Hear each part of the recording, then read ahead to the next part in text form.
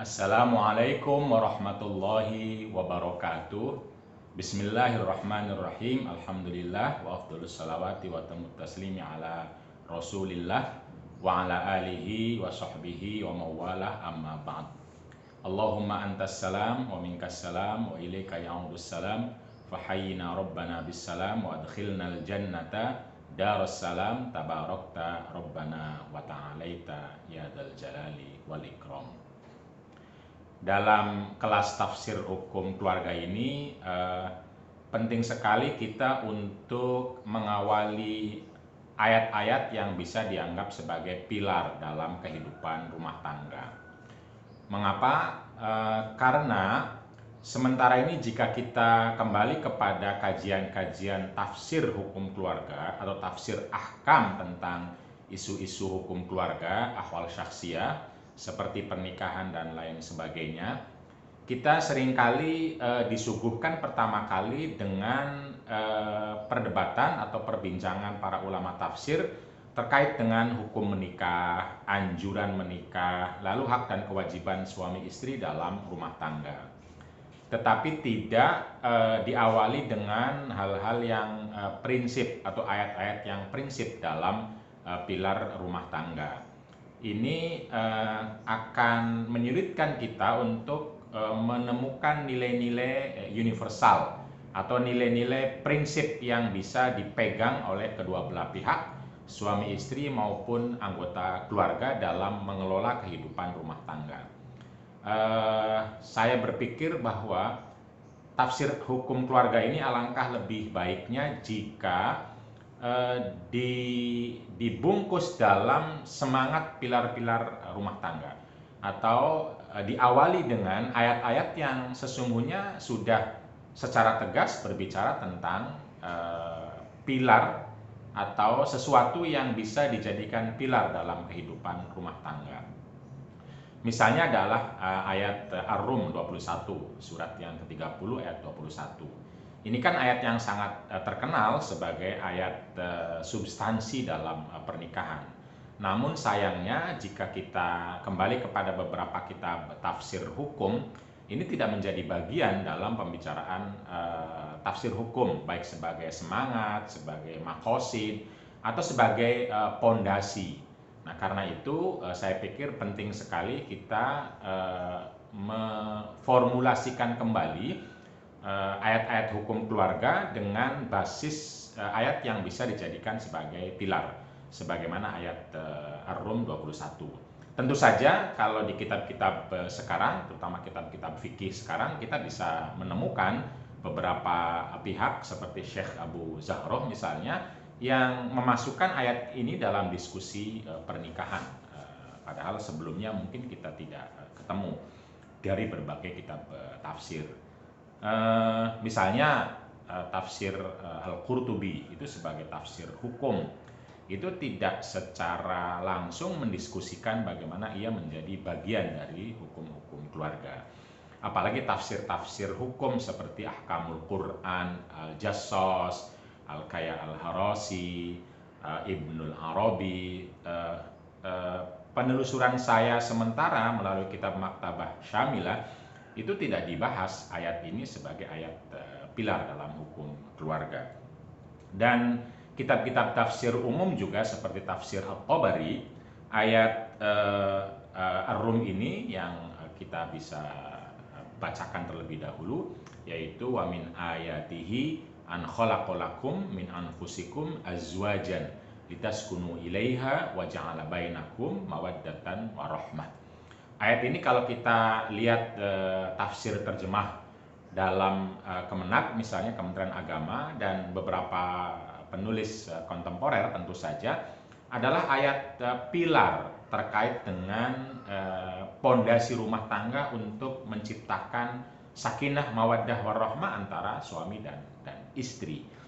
Nah, tapi kalau kita kembali kepada kitab-kitab tafsir lama, klasik, misalnya tafsir At-Tabari, ayat ini masih diartikan ya sebagai ayat terkait dengan penciptaan perempuan dari laki-laki, yaitu Nabi Adam, Hawa dari Nabi Adam, dan kalaupun diartikan sebagai semua laki-laki atau penciptaan semua perempuan, maka kalau kita lihat di tafsir Al-Kasyaf, padahal ini tafsir yang bisa dikatakan sebagai rasional, Az-Zamakhsyari juga sama berbicara bahwa khalaqalakum di sini artinya adalah laki-laki, bahwa Allah menciptakan untuk laki-laki min anfusikum, dari jenis yang sama dengan laki-laki.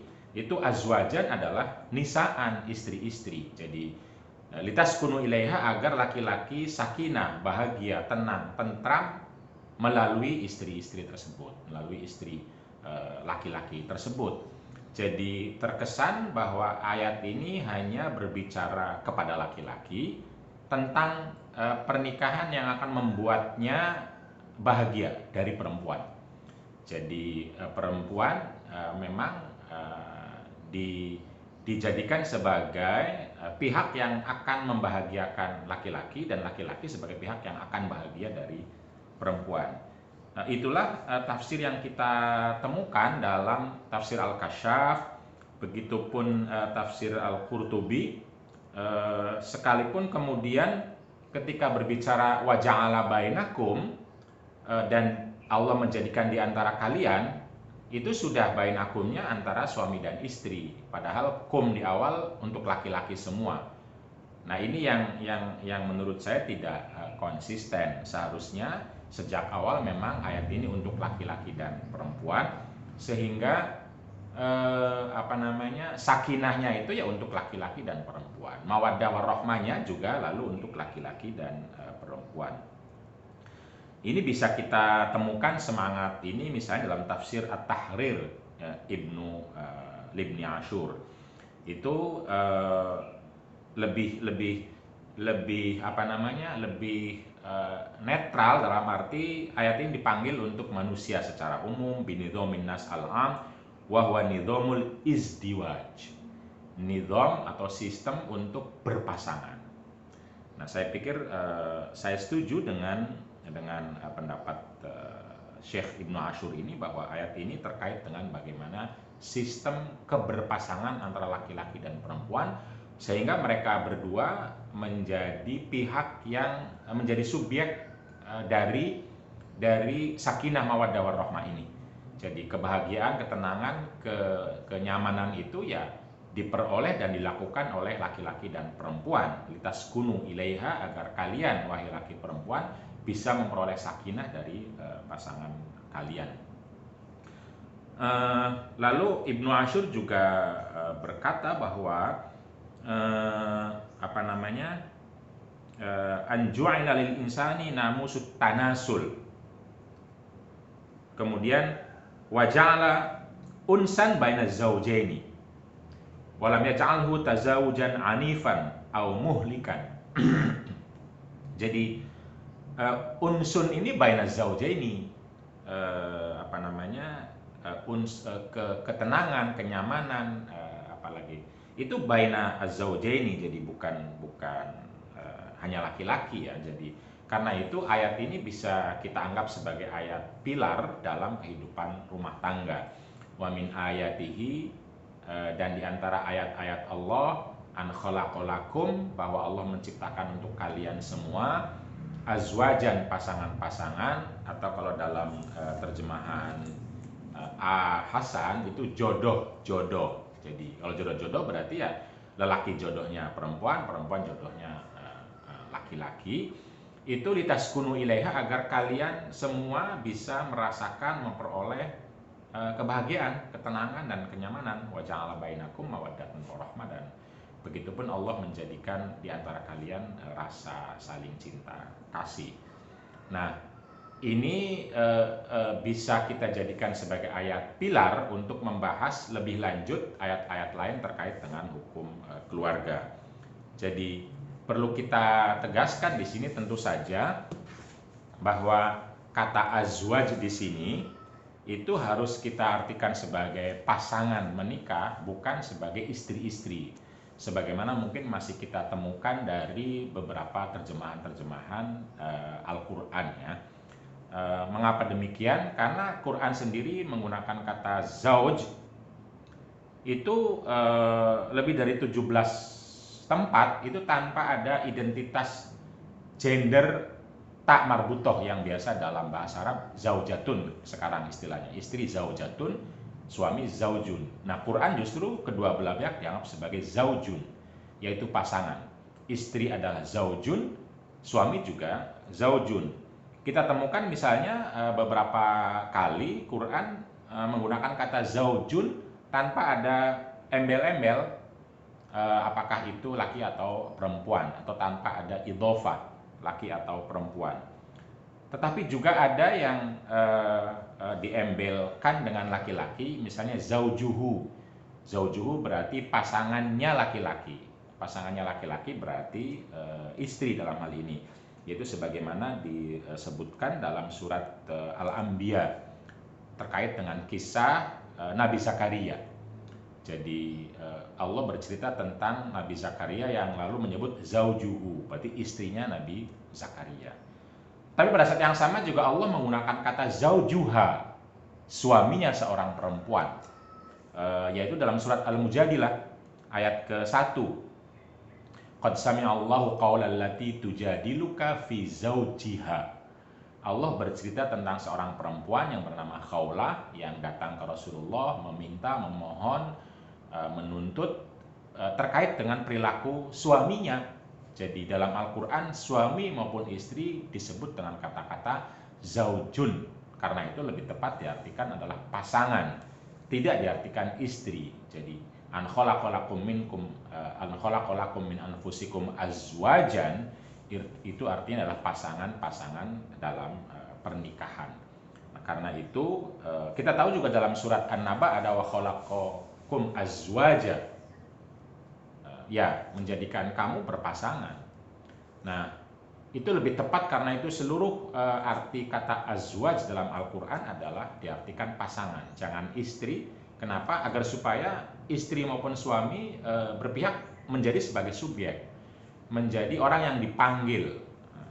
Nah, itu ayat pilar pertama ya, saya kira penting sekali dalam pembicaraan tentang hukum pernikahan atau ayat-ayat hukum pernikahan, untuk menjadikan ayat ini sebagai pondasi, sebagai pilar dalam membicarakan isu pernikahan, bahwa pernikahan dalam Islam adalah pernikahan yang ditujukan atau pondasinya untuk mewujudkan sakinah, mawaddah, warahmah antara suami dan istri. Siapa yang melakukan? Suami dan istri. Siapa yang memperoleh? Ya suami dan istri. Sakinah, mawaddah, warahmah ini.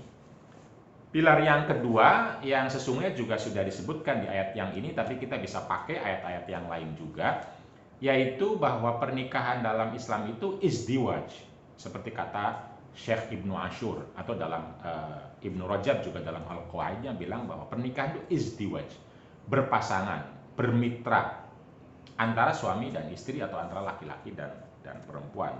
Dan inilah yang tegas kita temukan dalam berbagai ayat seperti yang saya bilang tadi ya. Di antaranya ayat ini, wa min anfusikum an khalaqalakum min anfusikum azwajan. Begitupun kata-kata tadi zaujuha, zaujuhu, zaujuka, zaujun, dan banyak lagi ayat yang bisa memberi inspirasi kuat bahwa pernikahan itu adalah keberpasangan, pernikahan itu adalah kesalingan, pernikahan itu adalah kerjasama di mana yang satu melengkapi yang lain. Dan ini bisa menjadi pilar kehidupan rumah tangga. Salah satu ayat yang kentara, jelas dan eksplisit terkait dengan pilar keberpasangan ini adalah surat Al-Baqarah ayat 187 kalau tidak salah, yang berbicara bahwa suami adalah pakaian istri, istri adalah pakaian suami. Hunna libasun lakum wa antum libasun lahunna. Jadi istri adalah pakaian suami dan suami adalah pakaian istri.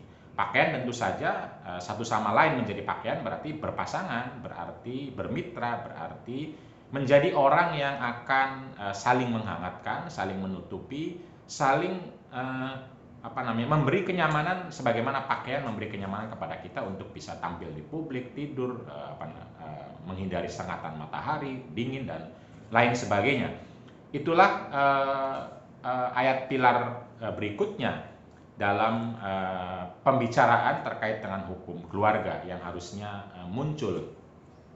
Yang keberapa ya? Keempat misalnya adalah juga ayat tentang misakon ghalidhon. Saya kira itu penting sekali juga bahwa Al-Qur'an dalam surat An-Nisa ayat 21 ayat 21 menjelaskan bahwa pernikahan itu merupakan misakon ghalidhon antara laki-laki dan perempuan. Ini juga saya pikir adalah ayat pilar yang harus menjadi kesadaran dalam membicarakan pernikahan. Bahwa pernikahan itu adalah merupakan janji yang kokoh, ikatan yang kokoh, dan Quran menggunakan istilah misakon ghalidhon itu untuk hal-hal yang begitu berat tanggung jawabnya. Sebagaimana dalam surat An-Nisa ayat 54, itu misakon ghalidhon digunakan untuk perjanjian Nabi Musa dengan umat Yahudi bersama Allah untuk tidak musyrik dan lain sebagainya. Itu disebut sebagai misakon ghalidhon.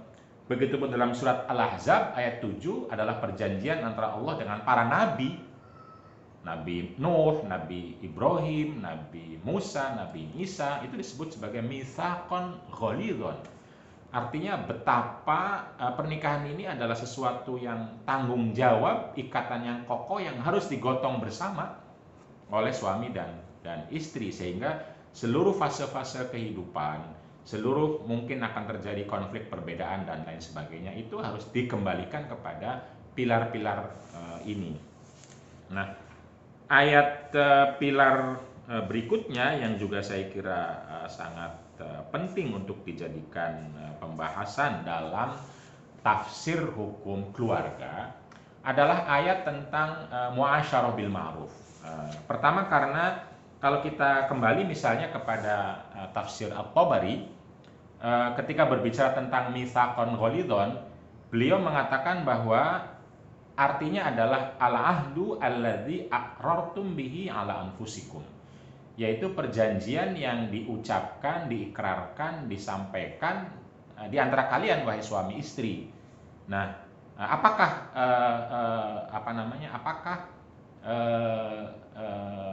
mitsaqon ghalidhon ini yang dijadikan ikrar antara suami dan istri? Kalau kata Imam Yahya Al-Farra itu adalah fa imsakun bima'rufin aw tasrihun biihsan. Nah, ini ayat pilar lagi nih, bahwa mengelola rumah tangga itu yang penting adalah imsakun bima'ruf aw tasrihun biihsan. Jadi mengelola rumah tangga yang paling penting itu adalah bagaimana menghadirkan, mengikat, mengelola dengan kebaikan, bima'rufin aw tasrihun biihsan. Dan kalaupun harus berpisah karena sesuatu dan lain hal, maka perpisahannya juga harus atas dasar ihsan, kebaikan. Nah, ini saya kira penting ya, kesadaran bahwa pernikahan itu ikatan utamanya adalah kebaikan ini. Karena itu ayat fa imsakun bima'rufin aw tasrihun biihsan juga bisa menjadi ayat pilar dalam pembicaraan hukum keluarga.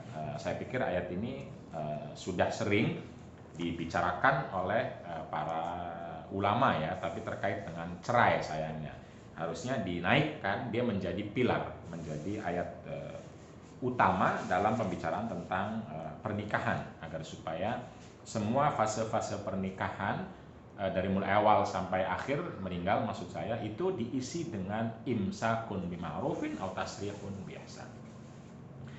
Ayat pilar yang lain, imsakun bima'rufin aw tasrihun biihsan itu adalah ayat surat Al-Baqarah ayat 229. Nah, ayat pilar yang lain adalah ayat An-Nisa 19. Ini juga sebenarnya sudah sering disampaikan dalam berbagai ceramah. Tetapi kita perlu tegaskan kembali bahwa ini adalah ayat pilar dalam pembicaraan hukum pernikahan, yaitu kata-kata wa'ashiruhunna bil ma'ruf dalam surat An-Nisa ayat 19. Lengkapnya ayat ini bicara tentang tidak bolehnya kita melakukan semena-mena terhadap perempuan dengan cara paksa, termasuk mewarisi itu. Ya ayyuhalladzina amanu la yahillu lakum an tarithun nisaa karha. Wahai orang-orang yang beriman, tidak boleh Anda atau tidak dihalalkan bagi Anda untuk mewarisi perempuan secara paksa. Ini bukan berarti kalau mewarisi secara sukarela boleh. Titik tekannya adalah justru kebiasaan orang untuk memaksa perempuan, dan ini tidak boleh. Contohnya buktinya berikutnya, wala ta'dhuluhunna litadhhabu bi ba'dhi ma ataitumuhunna. Begitupun kamu tidak bisa melarang mereka kalau sudah dicerai misalnya, atau mereka punya sesuatu yang diberikan oleh kamu, wahai ayah, wahai saudara, atau wahai suami, lalu sudah menjadi miliknya, untuk bisa pergi, untuk bisa menikah, untuk bisa dengan menggunakan harta yang dimiliki. Illa ayyatina bifahishatin mubayyinah. Tentu saja kecuali kalau perempuan itu melakukan kekejian yang nyata, beberapa ulama menafsirkannya zina dan lain sebagainya. Itu baru tentu boleh ada hukuman, ada pidana ya, karena itu pidana. Wa ashiruhunna bil ma'ruf. Nah, ini ayat pilarnya, bahwa suami dan istri itu pilar relasinya adalah muasyarah bil ma'ruf, saling berbuat baik satu sama lain. Fa in karihtumuhunna bisa jadi kalian membenci pasangan kalian, fa'asa an takrahu syai'an, dan apa yang kita benci dari pasangan kita itu, wa ja'alallahu fihi khairan katsira, dan Allah justru menjadikan pada hal yang kita benci itu ada kebaikan yang banyak. Nah, ini pentingnya positive thinking dalam relasi pernikahan. Istri kepada suami jangan lihat keburukannya saja, suami kepada istri juga jangan lihat keburukannya saja. Karena bisa jadi justru dalam hal yang kita anggap buruk mungkin banyak kebaikan, atau lihat sisi-sisi baiknya. Nah, positive relationship atau bahasa lain adalah healthy relationship, bukan toxic relationship. Jadi ini ayat pilar tentang pentingnya memiliki relasi yang sehat, relasi yang baik, relasi yang menguatkan, membahagiakan. Jadi ini harus diangkat menjadi ayat pilar dalam pembicaraan hukum pernikahan. Ayat lain yang bisa menjadi pilar adalah ayat tentang muasyarah bil ma'ruf antara suami dan istri, yang itu tentu saja banyak kita temukan kalau ayat-ayat umum tentang musyawarah ya. Misalnya dalam surat Ali Imran, walaupun tidak secara langsung terkait dengan keluarga, tapi ini merupakan prinsip dasar kehidupan seseorang yang berelasi, seseorang yang berorganisasi atau bermasyarakat bahkan. Itu adalah pentingnya berpikir, mengajak bersama-sama untuk berbicara, berembuk dalam memutuskan sesuatu. Wasyawirhum fil amri. Itu dalam surat Ali Imran ayat 159. Ini bisa diangkat menjadi ayat pilar tentu saja. Tapi Quran tidak hanya ayat umum, ada juga ayat yang khusus terkait dengan keluarga, yaitu dalam surat Al-Baqarah ayat 233. Di sini jelas-jelas disebutkan bahwa fa in arada fisalan antaradin minhuma wa tasyawurin fala junaha alaihima. Nah, ayat ini menceritakan dua hal yang sangat tegas dan jelas, bahwa relasi antara ayah dan ibu, dan tentu saja suami dan istri, itu relasinya juga penting memiliki pilar tarodin dan tasyawurin. Tarodin saling rela, tasyawurin saling berkomunikasi, saling berembuk. Saling itu artinya ya kita mau mendengar dan kita mau berbicara. Tarodin artinya kita mau rela kepada pasangan kita, kita juga harus direlakan oleh pasangan kita. Nah, ini ayat pilar saya pikir dalam membicarakan hukum keluarga. Sekalipun ayat ini secara literal spesifik terkait dengan isu penyapihan, tapi sesungguhnya jika isu penyapihan saja itu perlu dibicarakan, perlu menjadi kerelaan kedua belah pihak, maka isu-isu lain juga penting untuk dibicarakan secara bermusyawarah dan menjadi kerelaan kedua belah pihak. Agar supaya apa? Ya agar supaya tadi muasyarah bil ma'ruf, healthy relationship antara suami dan istri. Nah, ini ayat pilar yang keberapa? Ke-7 sudah ya kalau dihitung. Pertama Ar-Rum. Kemudian yang kedua adalah Al-Baqarah yang hunna libasun lakum. Kemudian yang ketiga adalah An-Nisa ayat 21 yang mitsaqon ghalidhon. Kemudian yang keempat adalah fa'imsakun bima'rufin, itu juga surat Al-Baqarah ayat 229. Yang kelima lalu adalah tentang muasyarah bil ma'ruf, tentang muasyarah bil ma'ruf antara suami dan istri. Yang keenam tadi tentang musyawarah di ayat yang umum dalam surat Ali Imran. Yang ketujuh ayat pilar yang ketujuh surat ayat yang ada pada surat Al-Baqarah ayat 233 tentang tasyawurin dan tarodin. Ada dua pondasi ya dalam kehidupan rumah tangga. Tentu saja kalau dalam dalam pembahasan yang lebih umum kita bisa menemukan lagi banyak ayat-ayat lain yang bisa menjadi pilar dalam kehidupan rumah tangga, seperti ayat tentang ihsan, tentang islah dan lain sebagainya. Poin yang ingin saya sampaikan dalam kelas kali ini adalah bahwa kita harus memiliki kesadaran maqasidi, kesadaran tujuan utama, substansi utama dalam membicarakan isu-isu rumah tangga. Karena kita tahu dalam usul fikih kita punya konsep-konsep maqasidi, kita punya konsep-konsep yang sudah digariskan oleh Imam Izzuddin bin Abdus Salam bahwa hukum Islam itu adalah jalbul masoleh wa darul mafasid fid darain, dunia maupun akhirat. Nah, di dunia dalam kehidupan rumah tangga tentu saja bagaimana agar masing-masing memaksimalkan kemaslahatan bisa dirasakan, dilakukan dan diperoleh oleh kedua belah pihak, suami dan istri, begitupun seluruh anggota keluarga, dan menghindarkan dari seluruh keburukan, kekerasan, dan semua yang tidak nyaman dalam hidup. Ini terangkum dalam kata-kata fa'imsakun bima'rufin aw tasrihun biihsan dalam surat Al-Baqarah ayat 200 berapa tadi? Ayat 229. Itu sudah terangkum di situ.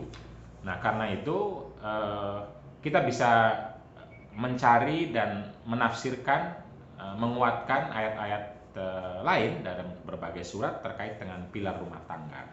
Tapi poin yang lagi-lagi yang saya tegaskan adalah bahwa pembicaraan mengenai tafsir hukum keluarga, isu-isu hukum keluarga itu tidak boleh terlepas, tercerabut dari bangunan prinsip ini, bangunan pilar ini. Karena rumah tangga ini kalau diibaratkan sebagai bangunan, maka dia tentu saja punya pondasinya, punya pilarnya, punya atap kemaslahatannya. Pilarnya tadi tentang ikatan yang kokoh, keberpasangan, kerelaan, musyawarah, dan saling berbuat baik satu sama lain.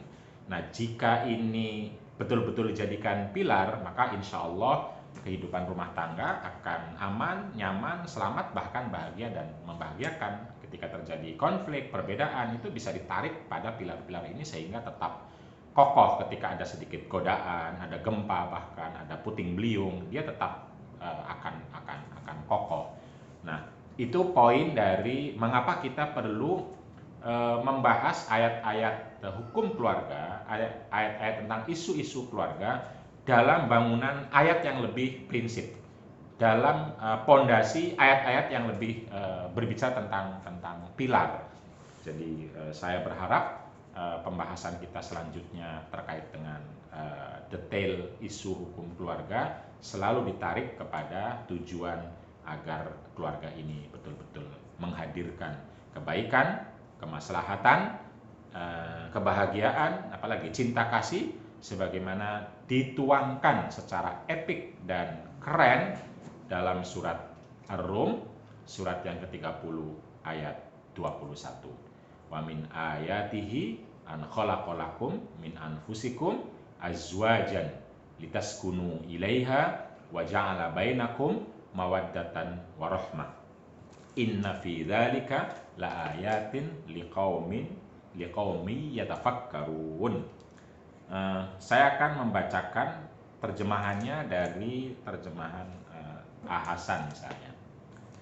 Di antara tanda-tanda kekuasaannya ialah dia menciptakan jodoh-jodoh bagi kalian dari jenis kalian sendiri, agar kalian bersenang-senang dengannya, dengan jodoh itu. Dan dia menjadikan rasa kasih dan sayang di antara kalian. Sesungguhnya pada hal yang demikian itu benar-benar terdapat tanda-tanda atau pelajaran bagi kaum yang mau berpikir. Nah, ini adalah ayat pilar, ayat prinsip yang harusnya semua pembicaraan isu hukum keluarga dikembalikan kepada ayat ini.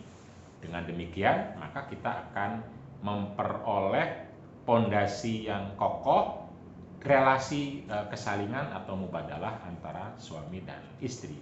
Saya sedikit menafsirkan ayat ini untuk menjadi pondasi dalam tafsir-tafsir berikutnya terkait dengan ayat-ayat keluarga, misalnya terkait dengan nusyuz, misalnya terkait dengan syiqaq, misalnya terkait dengan tolak atau cerai, misalnya terkait dengan relasi orang tua dan anak, menyapih, menyusui, hadonah dan lain sebagainya.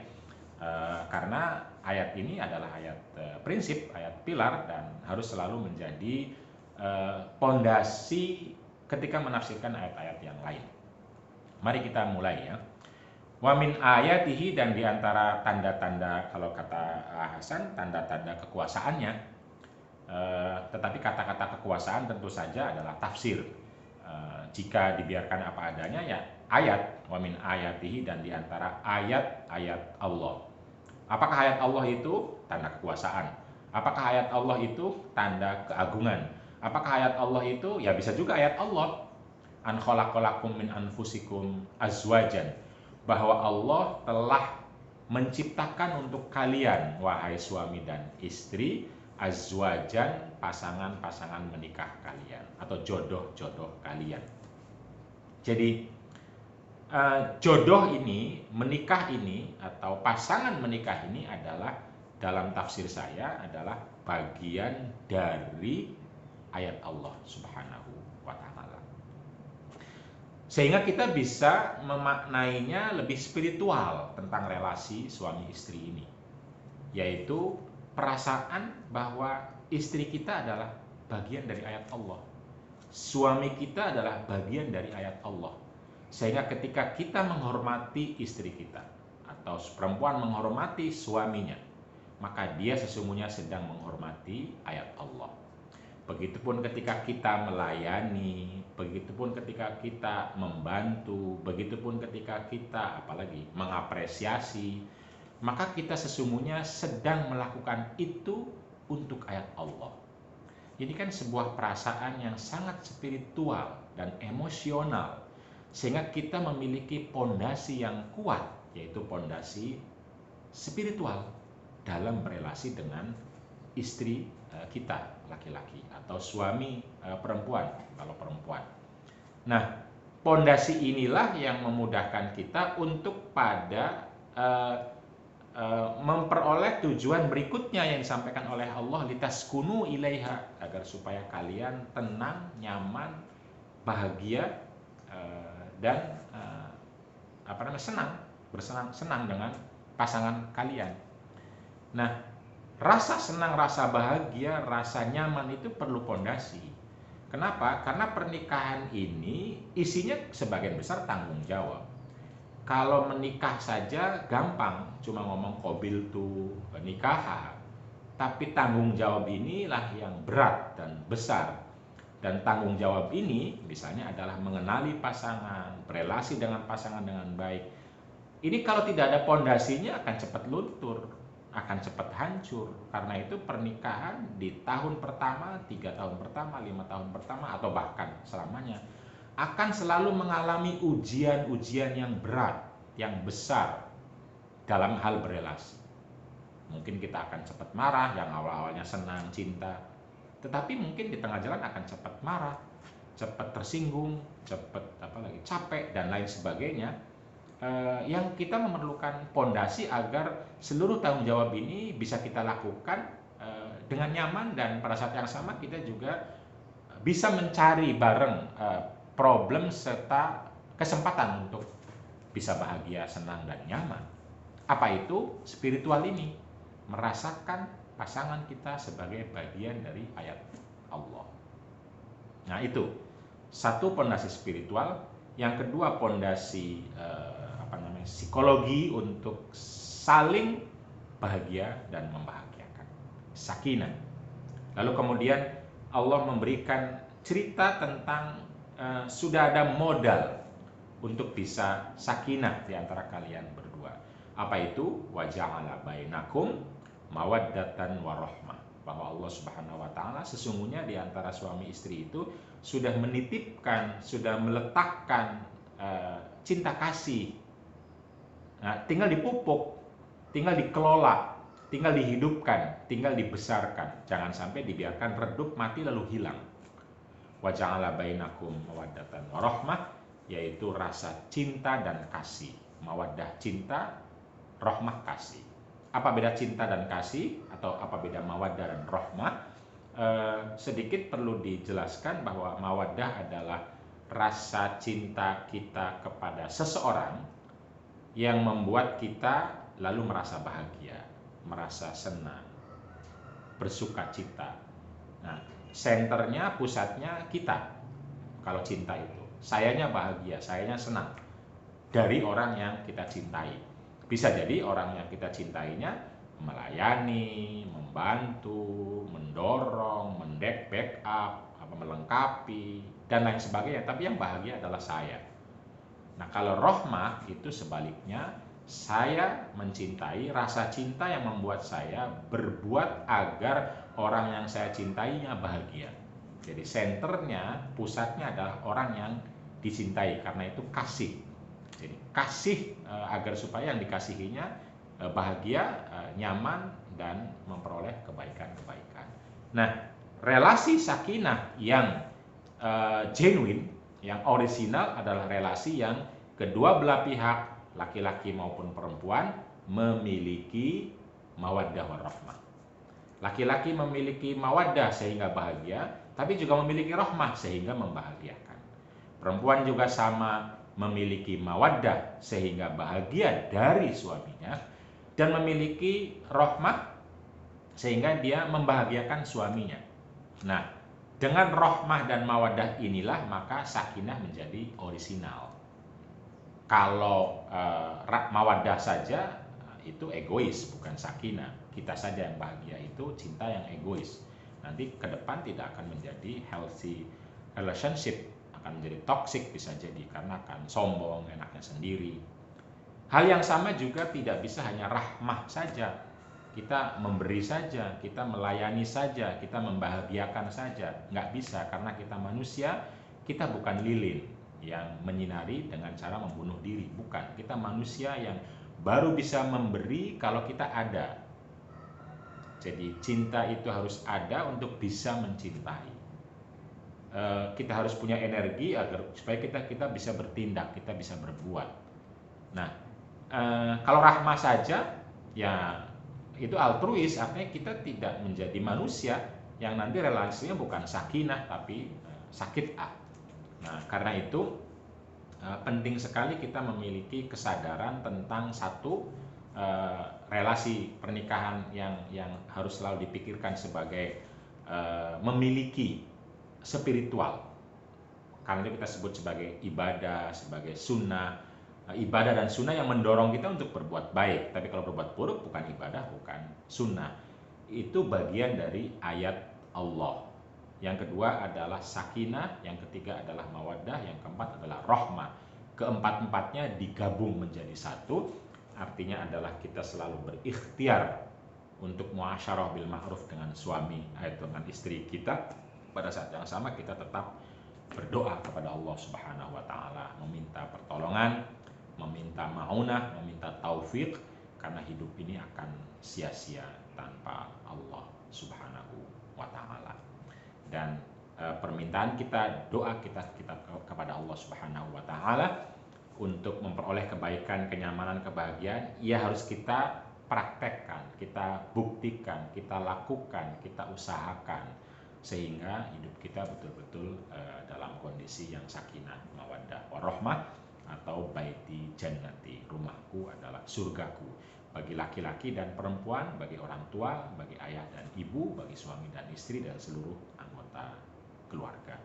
Tentu saja dalam hidup akan ada cobaan, ada problem, tetapi kalau kita memiliki prinsip-prinsip ini, maka insya Allah kita akan kembali kepada prinsip ini, sehingga kita bisa balik lagi untuk berupaya kembali, merasakan kembali, dan bahagia serta membahagiakan kembali. Itulah ayat-ayat pilar dalam hukum pernikahan. Terima kasih, sampai ketemu lagi di lain kesempatan. Wallahu yarhamuna rahmatan amatan syamilah. Wallahul muwaffiq ila aqwamit thoriq. Wabillahi taufiq wal hidayah wal inayah. Wassalamualaikum warahmatullahi wabarakatuh.